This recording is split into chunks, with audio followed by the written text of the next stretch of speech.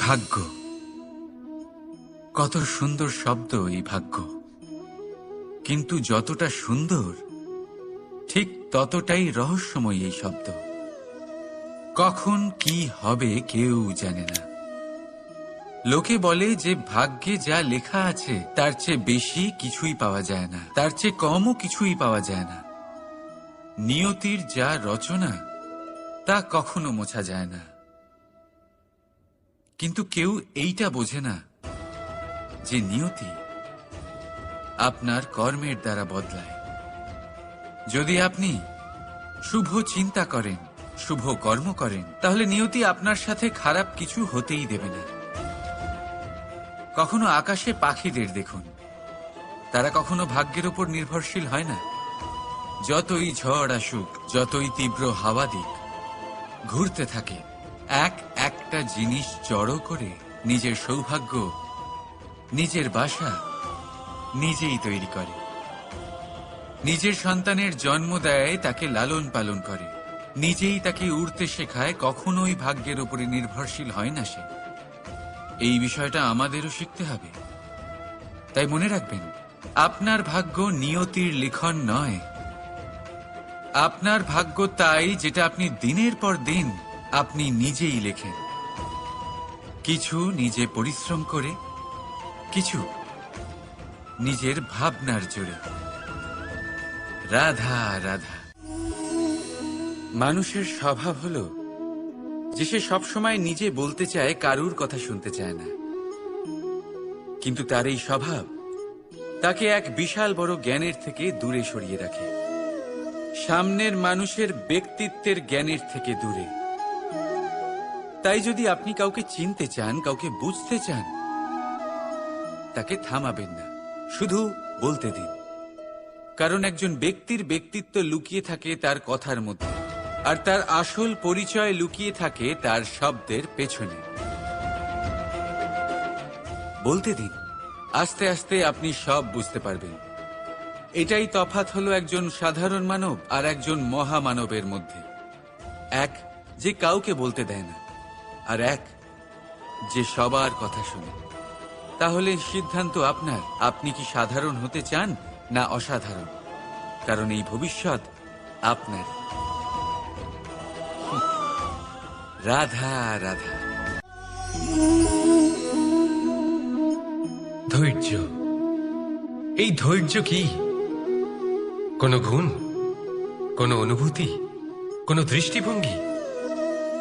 আমার জন্য ধৈর্য এক বাহন। আপনি হয়তো ভাবছেন, এই কেমন বাহন? বাহন তো ঘোড়া হতে পারে, হাতি হতে পারে, উটও হতে পারে, কিন্তু ধৈর্যকে বাহন বানানো মানে? চলুন আপনাকে একটা কথা বোঝাই। পৃথিবীতে এমন কোনো বাহন নেই যে তার আরোহীকে আছড়ে ফেলেনি। সেটা উট হোক বা হাতি হোক বা ঘোড়া হোক, চলতে চলতে কখনো নড়বড় করেই বসে।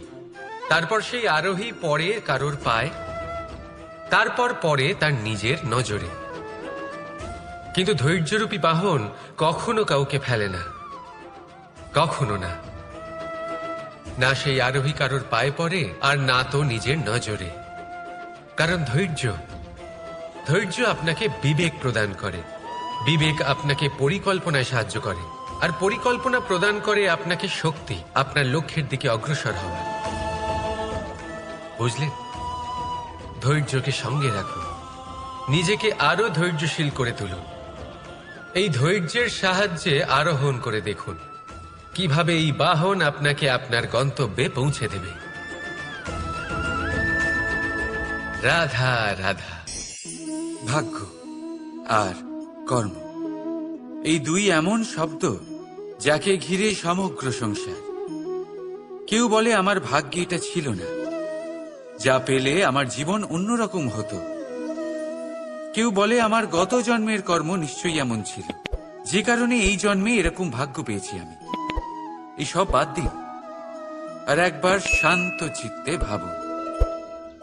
আপনি বুঝতে পারবেন যে ভাগ্য আর কর্ম এই দুই এই জন্মের।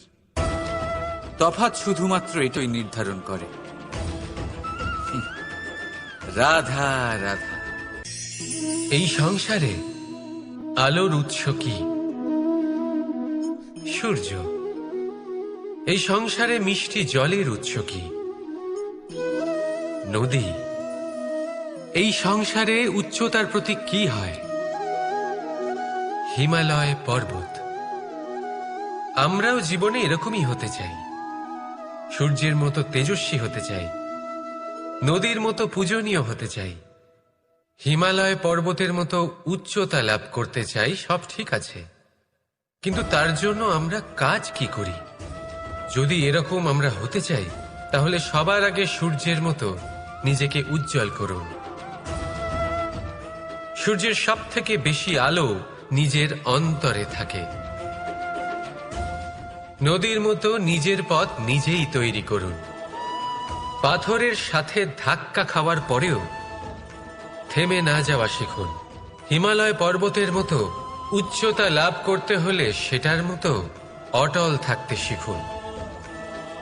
একটা কথা অবশ্যই মনে রাখবেন, নিজেকে জ্বালাবেন, তবেই সংসারকে আলোকিত করতে পারবেন।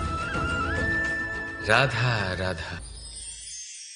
প্রতীক্ষা, প্রয়াস, এই দুই জীবনের অভিন্ন অঙ্গ। দেখতে গেলে আমরা জীবনে কারোর না কারোর প্রতীক্ষা অবশ্যই করি। সে কোনো ব্যক্তি হোক বা সময় হোক বা কোনো ভাবনা, সবকিছুই হতে পারে। আর দেখতে গেলে সব সময় কেউ না কেউ কিছু প্রয়াসও করে চলেছে। যেমন সাফল্য আসার প্রতীক্ষা, বিফলতা যাতে না আসে তার জন্য প্রয়াস, সুখ আসার প্রতীক্ষা, দুঃখ যাতে না আসে তার জন্য প্রয়াস। এবার প্রতীক্ষা আর প্রয়াসের মধ্যে এক ঘনিষ্ঠ সম্পর্ক রয়েছে, আর তা হল যিনি প্রতীক্ষা করেন তিনি ঠিক তাই পান যা একজন প্রয়াস করা ব্যক্তি পেছনে ফেলে আসে। তাই প্রতীক্ষা নয়, প্রয়াস করুন। এই প্রয়াসের মধ্যেই সুখের চাবিকাঠি রয়েছে। রাধা রাধা। মানুষ কর্ম করেন। আমি বারংবার বলি যে ফলের আশা করবেন না। তাও মানুষ কোথাও না কোথাও নিজের কর্মের বদলে কোনো না কোনো ফলের আশা অবশ্যই রাখেন। কখনো তিনি সফল হন, কখনো অসফল। সেই জন্যই আমি বলি যে ফলের আশা কখনো রাখবেন না, কারণ সাফল্য বা অসফলতা মনের মধ্যে রাখলে কখনো কোনো লাভ হয় না। যদি সাফল্য মনের মধ্যে রাখেন তাহলে অহংকার জন্ম নেবে। যদি অসফলতা মনের মধ্যে রাখেন তাহলে এক হীনমন্যতায় আপনি ভুগবেন, যা দিয়ে কোনো শুভকর্ম হবে না। সেই জন্য শুধুই কর্ম করে যান, কর্মেই মগ্ন থাকুন। আর আসুন আমার সাথে ভালোবেসে বলুন, রাধা রাধা। বন্ধু আর শত্রু প্রত্যেকের জীবনের একটা বড় অংশ এর উপরে নির্ভরশীল হয়ে থাকে। আপনার জীবনের সফলতা আর অসফলতাও এর উপরে নির্ভরশীল। কিন্তু এই বন্ধু এবং শত্রুদের খুঁজে পাওয়ার জন্য আপনাদের বাইরে যাওয়ার প্রয়োজন নেই, কারণ এরা স্বয়ং আপনার ভেতরেই আছে। আপনি যদি বিনম্র থাকেন, যদি আপনি নিরন্তর প্রয়াস করতে পারেন, তাহলে আপনার কোনো বন্ধুর প্রয়োজন নেই। যদি আপনার মধ্যে অহংকার থাকে, যদি প্রতি কথায় আপনার মধ্যে ক্রোধ উৎপন্ন হয়, তাহলে আপনার শত্রুর কোনো প্রয়োজনই নেই। নিজের অন্তরের এই বন্ধু ও শত্রুকে চিনুন, আর আমার সাথে ভালোবেসে বলুন, রাধা রাধা। একে চিনতে পারলেন? একে কুঠার বলা হয়। আপনারা জীবনে কোথাও না কোথাও কোনো না কোনো রূপে এটা দেখেই থাকবেন। একটা ব্যাপার নিশ্চিত, এই কুঠার ছাড়া কোনো বৃক্ষকে কাটতে পারা সরল নয়। এবার আপনি কখনো এটা ভেবেছেন, এই কুঠার, এর এই অংশ, এর মুখটাই যদি না থাকে তাহলে কি হবে? এ শুধুমাত্র কোনো বৃক্ষই নয়, তার কোনো ডালও কাটতে সক্ষম হবে না। এবারে ভাবুন, এই শুকনো কাঠের হাতল এ আমরা কোত্থেকে পেলাম? কোনো এক বৃক্ষ থেকেই। সেই ডাল যাকে কেটে ফেলা হয়েছিল, এক বৃক্ষকে কাটার জন্য এই ডালই শস্ত্ররূপে প্রস্তুত। আমাদের জীবনে আমাদের প্রিয়জন, আমাদের আপনজন যখন সময় কখনো কখনো তাদের সঙ্গ না দেয়, যদি তারা দৈন্য দশায় থাকেন, তাহলে তাদের সঙ্গ কখনো ছাড়বেন না। ওনাদের প্রয়োজন শুধুমাত্র মনোবল। তা তাদের দিন। তাদের সাহায্য করা আপনার কর্তব্য। হয়তো তাদের সাথে থেকে আপনার কোনো লাভ হবে না, কিন্তু তাদের দূরে থাকাতে আপনার ক্ষতি অবশ্যই হতে পারে। সর্বদা সাহায্য করুন। সঠিক সময় আসলে তা আপনার সহায়ক অবশ্যই হবে। রাধা রাধা। আমাদের মধ্যে বেশিরভাগ মানুষেরই এই অভিযোগ থাকে যে মানুষ তখনই আমাদের স্মরণ করেন যখন সেই সময় আসে যখন আমাদেরকে প্রয়োজন হয়, যখন কোনো কাজ থাকে। যখনই এই সময় পেরিয়ে যায়, তাদের কার্যসিদ্ধি হয়ে যায়, তারা আমাদের থেকে দূরে চলে যান, ভুলে যান আমাদের। এবার এই বিষয়ে ভেবে খারাপ অবশ্যই লাগে। এই পরিস্থিতিকেই অন্য এক দৃষ্টিভঙ্গি দিয়ে দেখার চেষ্টা করুন। মনে রাখবেন, মানুষ প্রদীপের সন্ধান তখনই করেন যখন তার জীবনে অন্ধকার থাকে।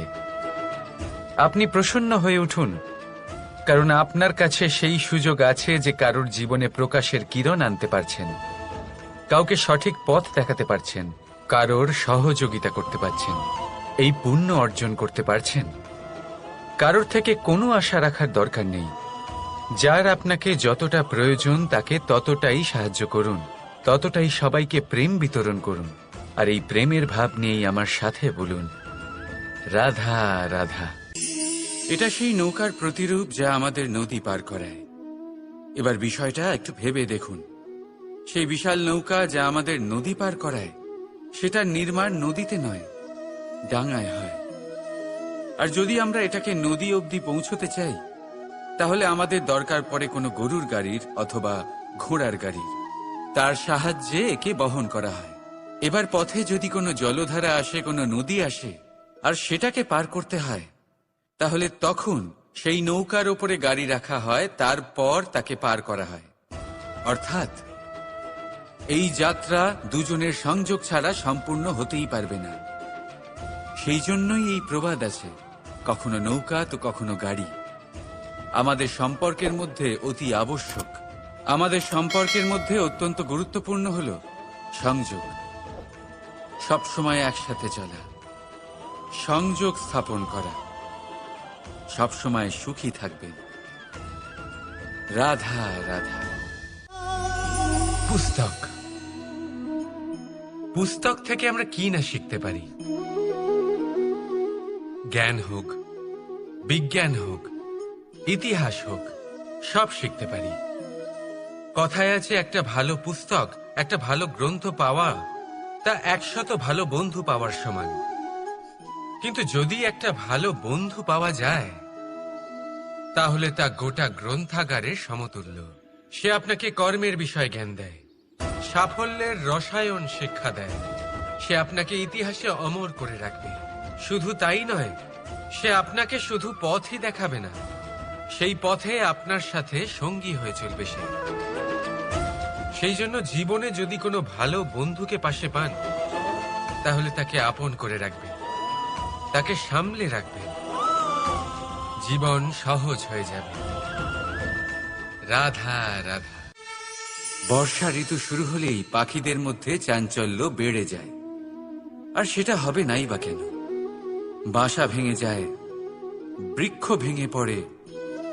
প্রত্যেক পাখি তার থাকার জন্য একটা নতুন জায়গার, একটা ছায়ার, একটা ছাদের খোঁজে থাকে। শুধু একটা পাখি এসব কিছুই করে না।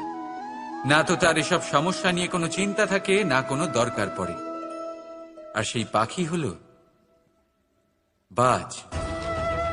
সেই সব সমস্ত ছোটখাটো সমস্যার থেকে অনেক দূরে ওপরে উড়ে বেড়ায়, মেঘের থেকেও অনেক উঁচুতে। তাই এই সব ছোটখাটো সমস্যা যা আপনার জীবনে এসে থাকে, এই সব নিজের চারপাশকে ঘিরতে দেবেন না। নিজের চিন্তা ভাবনাকে অনেক উঁচুতে রাখুন। আপনার সমস্ত সমস্যা নিজে থেকেই নিচে চলে আসবে। রাধা রাধা। আপনি কখনো কোনো ইঁদুর দেখেছেন? তার সবসময় কিছু না কিছু চাই, ঠোকরাতে থাকে সারা দিন সারা রাত। কখনো আপনার রান্নাঘর থেকে কিছু নেবে, তো কখনো ভাড়ার ঘর থেকে কিছু নেবে। কখনো আপনার জামা ছিঁড়বে, কিছু তুলে নিজের গর্তে নিয়ে চলে যাবে। কিন্তু আপনি দেখুন, সে কখনোই সন্তুষ্ট হয় না, ওর পেট কখনোই ভরে না। ঠিক তারই বিপরীত হলো নদী। কারোর থেকে কিছুই নেয় না, শুধুই দান করে, নিজের জল ভুক্তই থাকে। যে ব্যক্তি সবসময় সবাইকে দান করে, তাকে এই ক্ষুধা কখনোই জ্বালায় না। যে ইঁদুর যে সবসময় ছিনিয়ে খায়, একলা হয়ে যায়, তার শত্রু তৈরি হয়। সেখানেই নদী যে সবসময় সবাইকে দান করে, তাকে মানুষ মা ভেবে তার পুজো করে। তাই ছিনিয়ে নয়, দান করাতে বিশ্বাস রাখুন। আর আসুন আমার সাথে ভালোবেসে বলুন, রাধা রাধা। কোনো ব্যক্তির ব্যক্তিত্ব কিভাবে তৈরি হয়? আপনার কি মনে হয় যে ব্যক্তি জন্ম থেকে তার স্বভাব নিয়ে জন্মায়? নাকি আপনার মনে হয় যে এই প্রকৃতি ব্যক্তির জন্য তার নিয়তি রচনা করে? না, এরকম একেবারেই হয় না। আমি আপনাকে বোঝাচ্ছি। যখনই বৃষ্টি পড়ে কোনো বিন্দুর দিকে দেখবেন, এবার এই বিন্দু যেখানে পড়ছে তার উপরে নির্ভর করছে তারপর কি হবে। যদি এই বিন্দু পড়ে কোনো ক্ষেতের ওপরে, তাহলে কোনো নতুন ফসলের জন্ম দেবে। যদি সে গরম কড়াইতে পড়ে, তাহলে বাষ্পীত হবে। যদি সে কোনো সাপের মুখের ভেতরে পড়ে, তাহলে বিষ তৈরি হবে। ঝিনুকের ভেতরে পড়লে মুক্ত তৈরি হবে। যদি কোনো পাতার ওপরে পড়ে, তাহলে শিশির তৈরি হবে।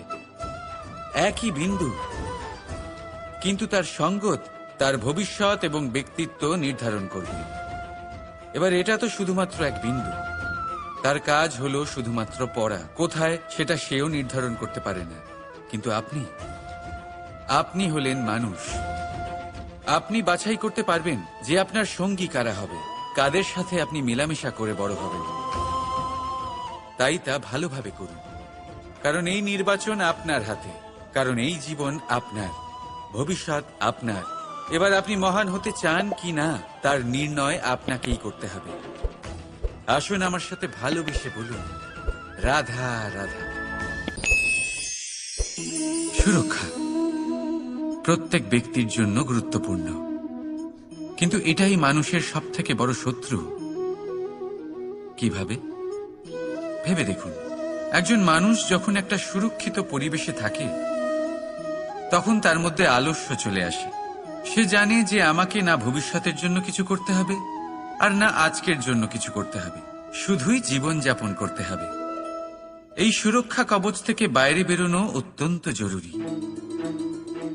ভাবুন, পাখি যে তার সন্তানকে জন্ম দেয়, কিছুদিন পরে তাকে তার বাসা থেকে বের করে দেয়।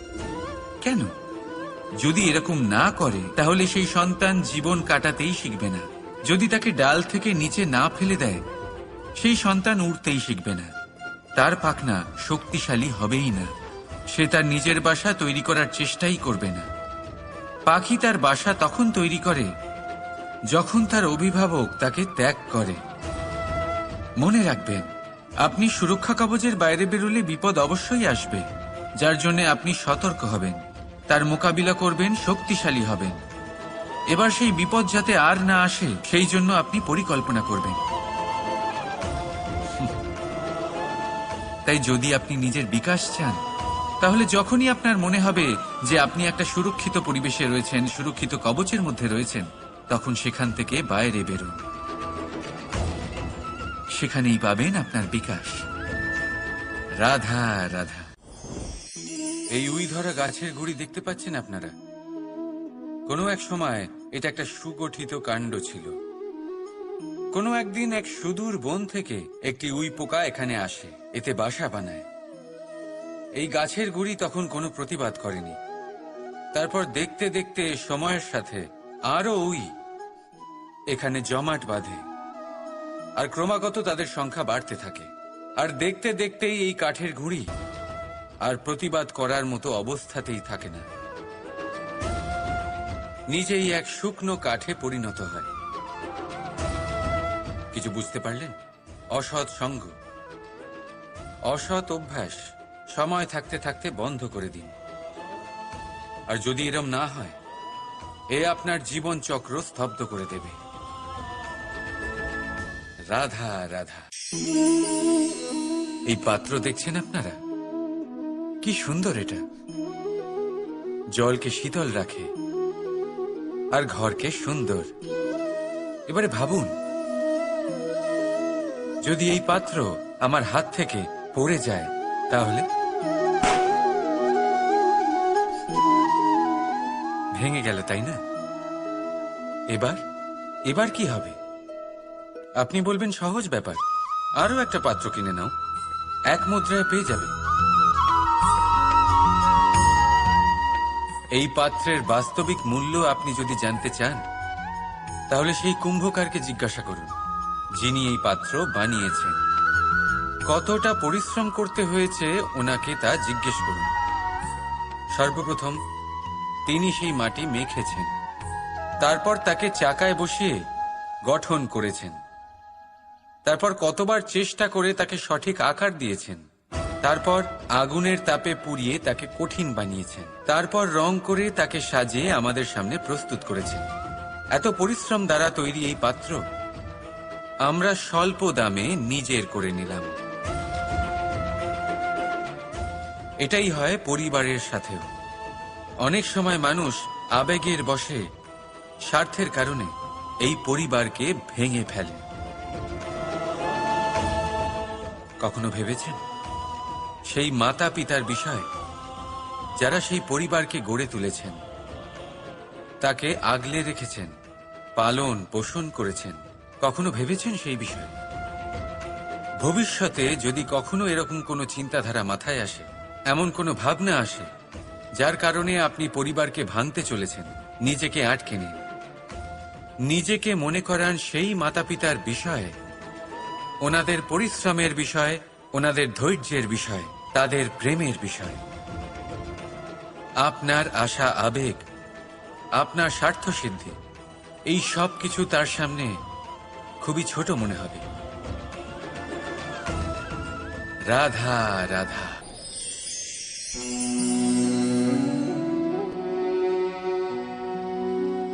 করে দিলাম শেষ।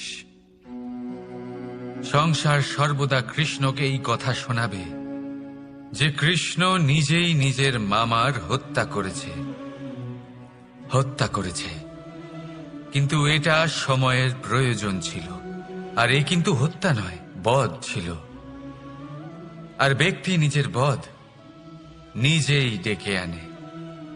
এই সংসারে এগিয়ে চলা অতি আবশ্যক, কিন্তু কোথায় নিজেকে থামাতে হবে সেটা জানা তার চেয়েও বেশি আবশ্যক। আর যে এটা বুঝতে পারে না, তার অন্ত সুনিশ্চিত। যে ব্যক্তি নিজের ভুল বুঝতে পারে তার মুক্তি লাভ হয়, আর যে স্বীকারও করতে পারে না তার বধ সুনিশ্চিত। মথুরার রাজা কংস, তার বধ এই জন্য হয়নি কারণ সে আমায় হত্যা করার প্রয়াস করেছে, আমার মাতা পিতা বা আমার দাদুকে বন্দী করেছে। ওর বধ এই জন্য হয়েছে যে ওর ঘৃণা প্রেমের সীমায় আসা সত্ত্বেও থামেনি। কংস মামা এটা কখনো বোঝেনি যে নিজেকে কখন থামাতে হবে। আর যা কিছু সে করেছে, যত পাপ সে করেছে, তা নিয়ে কখনো মন্থনও করেনি।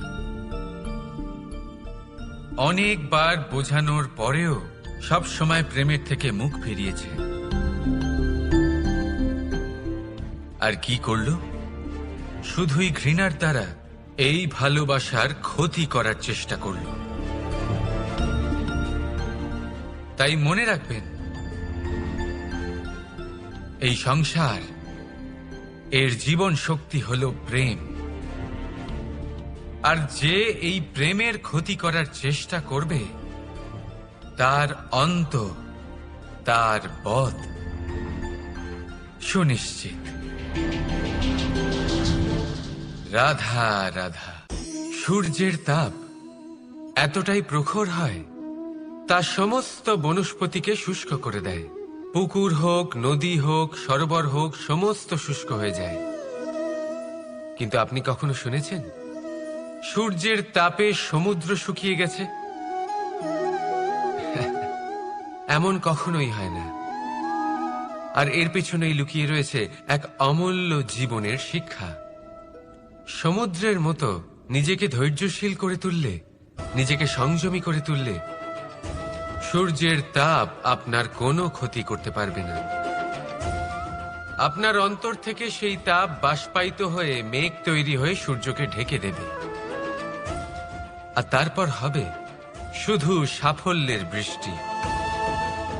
তাহলে আসুন আর আমার সাথে ধৈর্যের সাথে বলুন, রাধা রাধা। মানুষ অসুস্থ কেন হন? শারীরিক দুর্বলতার কারণে? না, মানুষ অসুস্থ হন তার মানসিকতার কারণে, তার বিবেকের কারণে, তার কর্মের কারণে, তার ক্রোধের কারণে। আর যখন কেউ সুস্থ হন, ঠিক হয়ে যান, তার মানে এটা নয় যে শুধু ওষুধের জন্য তিনি সুস্থ হয়েছেন। না, এটা কারোর তার প্রতি প্রেমের প্রভাব, বিশ্বাসের প্রভাব, সম্বলের প্রভাব। শুধুমাত্র ওষুধ দিয়ে কিছুই হয় না। যদি মনে প্রেম থাকে, বিবেক থাকে, বিশ্বাস থাকে, সম্বল থাকে, তবেই সেই ওষুধ কাজ করতে পারে। তাই মনে রাখবেন, এই জীবন হলো অত্যন্ত ছোট। মনে প্রেম ভাব রাখুন, মিত্রতা করুন, শত্রুতা নয়। ভালোবাসুন, বিদ্বেষ নয়। আর এই ভালোবাসার সাথেই বলুন, রাধা রাধা। মানুষ জীবনে সব সময় চিন্তা করে, ভাবতে থাকে যে তার জীবনে কতই না সমস্যা। তারপরে নিজের আশেপাশে দেখে আর ভাবে যে সবাই কত প্রসন্ন, শুধু আমার জীবনেই সমস্যা আছে। কিন্তু বিষয়টা তা নয়। শুধু প্রত্যেক ব্যক্তিরই নয়, প্রত্যেক প্রাণীরও জীবনে সমস্যা আছে। এবার মানুষ একটা পাখিকে দেখে এটাই ভাবে যে এদের জীবন কতটা সহজ। কোনো দেশেরই সীমারেখা এদের ওপর লাগু হয় না। কোথায় থাকবে সেই নিয়েও কোনো ভাবনা নেই। কত শান্তির জীবন এদের। তারপর সে একটা পিঁপড়েকে দেখে আর এটা ভাবে, কি অসাধারণ, এদের তো সারা জীবনই মাটির উপরেই অতিবাহিত হয়, খাবারটাও মাটিতেই পেয়ে যায়। কি শান্তির জীবন এদের। কিন্তু যখন কোনো ঝড় আসে, তখন সবার আগে সেই পাখির বাসাটাই ঝড়ে ভেঙে যায়। এই পাখি যে শাখাতেই গিয়ে বসে পড়ুক, তাদের উপর সবসময় সংকট থাকে যে ওপর থেকে কোনো বড় পাখি এসে তাদের উপর প্রহার না করে, তারা নিজেদের প্রাণ না হারায়। আর যদি কথা বলি পিঁপড়েকে নিয়ে, এদের উপর সবসময় সংকট থাকে যে কোনোভাবে বাতাস বা জল এদের ভাসিয়ে না নিয়ে যায়, কোনো প্রাণী ওকে পা দিয়ে পিষে না দেয়, এই পিঁপড়ে পিষ্ট হয়ে না মারা যায়।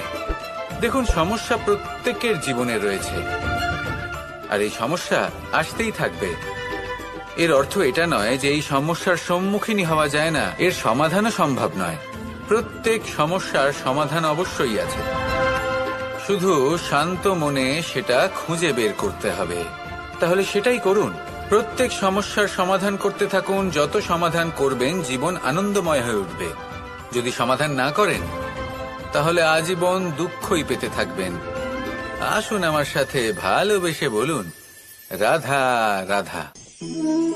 কর্ম, ধর্ম আর কর্তব্য, এই তিনটি একে অপরের সাথে জড়িত। আর অনেক সময় এই তিনটি পালন করতে করতে আমাদের সেই ব্যক্তির সামনে গিয়ে দাঁড়াতে হয়, তার বিরুদ্ধেই যেতে হয়, যাকে আমরা সব থেকে বেশি ভালোবাসি। কিন্তু সেইখানে এই যুদ্ধ কোনো ব্যক্তিগত যুদ্ধ থাকে না। এ হলো কর্ম, ধর্ম আর কর্তব্যের যুদ্ধ। এটা সরল নয়, অত্যন্ত কঠিন হয় তার সম্মুখীন হওয়া যাকে আমরা সব থেকে বেশি সম্মান করি। কিন্তু আমাদের তো আমাদের ধর্মের পথে চলতেই হবে, কারণ আমরা কর্মবদ্ধ, কর্তব্যবদ্ধ, আর এটাই করা উচিত। শুধু এটুকু মনে রাখবেন, যদি আপনার উদ্দেশ্য শুভ হয়, আপনার ভাবনা শুভ হয়, আপনি যদি কর্ম, ধর্ম আর কর্তব্যের পথে অগ্রসর হন, তাহলে এই প্রক্রিয়াতে যদি আপনাকে আপনার আরাধ্যেরও সামনে দাঁড়াতে হয়, তাহলেও আপনার কোনো ক্ষতি হবে না। তাহলে আসুন আর আমার সাথে ভালোবেসে বলুন, রাধা রাধা। সাথী। সাথী এই শব্দটির ব্যাখ্যা কে কিভাবে করে? মিত্র, সখা, বন্ধু।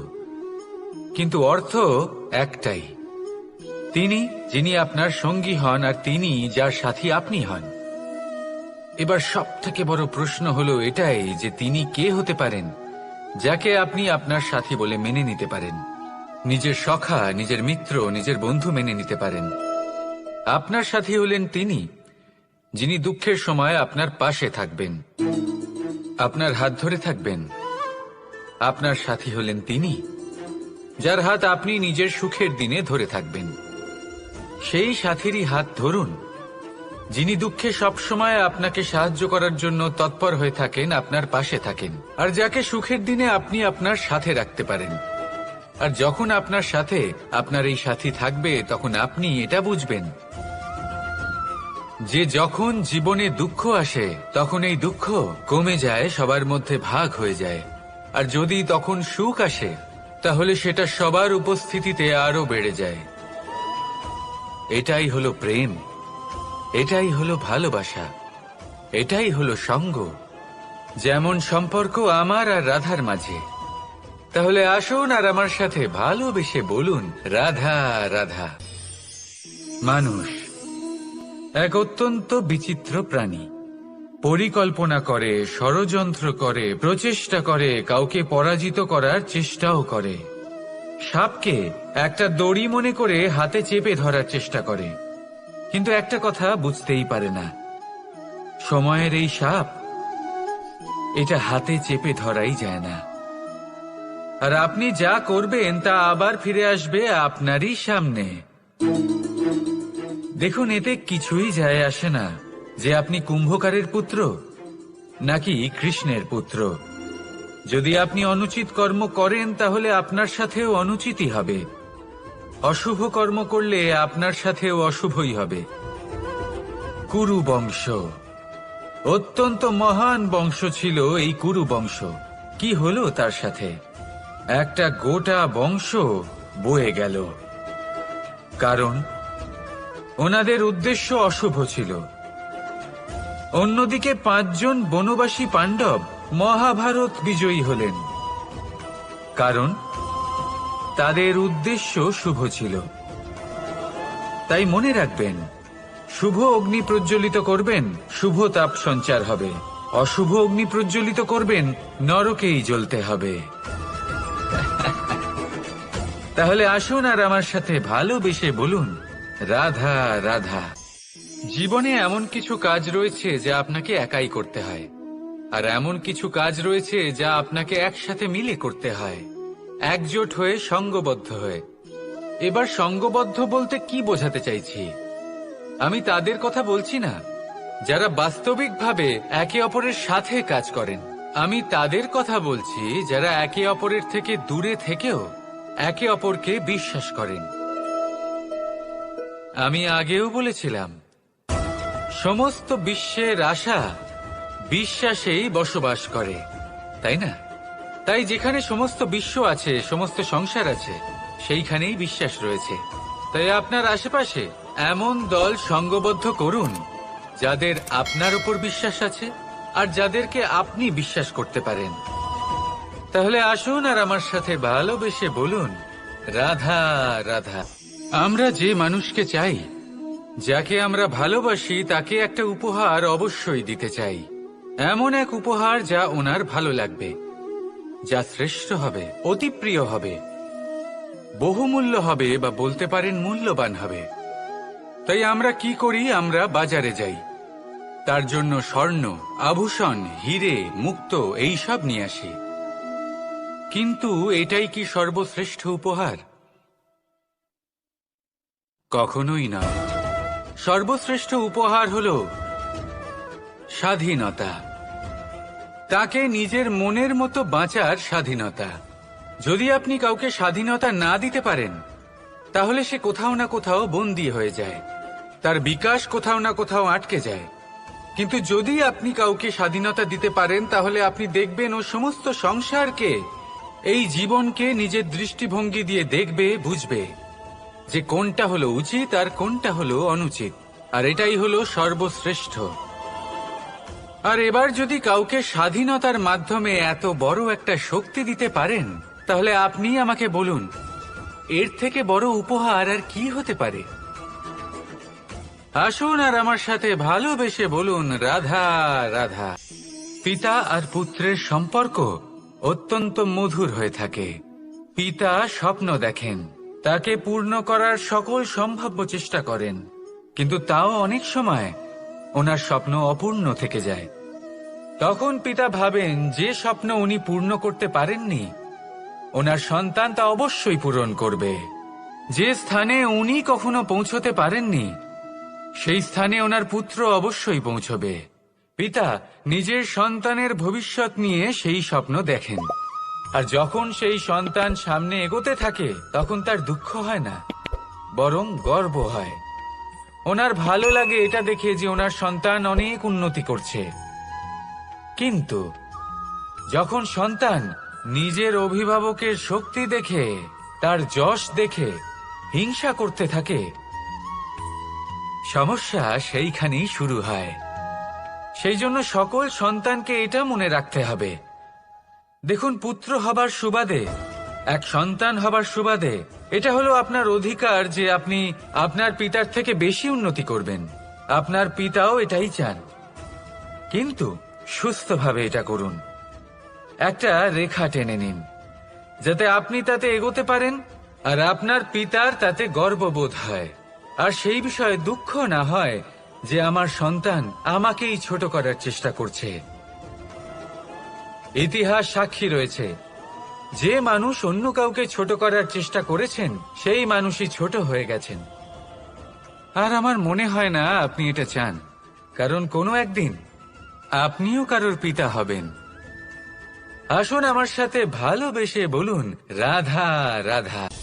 প্রেম এই সংসারে এসেছিল এই সংসারকে প্রেমের শিক্ষা দেওয়ার জন্য, এই জীবনের সুখের অনুভূতি আসলে কি তা শেখানোর জন্য। কিন্তু যদি সত্যি কথা বলি, তো আমি নিজেই প্রতিদিন প্রেমের নতুন নতুন স্বরূপ দেখতে পাই, প্রেমের একটা নতুন অনুভূতি প্রত্যেক নতুন দিনে। আর তার কারণ হলো এই প্রেম অনন্ত, এ হলো দৈব। প্রেম হলো এই সংসারের সব থেকে বড় ঢাল এবং সব থেকে বড় অস্ত্র। এই প্রেম ছাড়া না কোনো ন্যায় হয় আর না কোনো শাস্ত্র, না জীবন আছে আর না অন্ত। এবার যদি এই প্রেম মনের মধ্যে বাস করতে শুরু করে, তাহলে কখনো কোনো সমস্যাই হবে না, আর যদি হয়েও থাকে তাহলে তা স্থায়ী হবে না। এই প্রেম কি না করতে পারে? এই প্রেম সমস্ত সমস্যা মিটিয়ে ফেলতে পারে, আপনার মনের মধ্যে অহংকারকেও বিনাশ করে দিতে পারে, আপনাকে সাক্ষাৎ ঈশ্বরের সাথে দেখা করাতে পারে। তাই প্রেমের দ্বারা প্রয়াস করতে থাকুন, এই সংসারের প্রত্যেক মানুষকে, প্রত্যেক বস্তুকে, প্রত্যেক জীব জন্তুকে ভালোবাসবেন।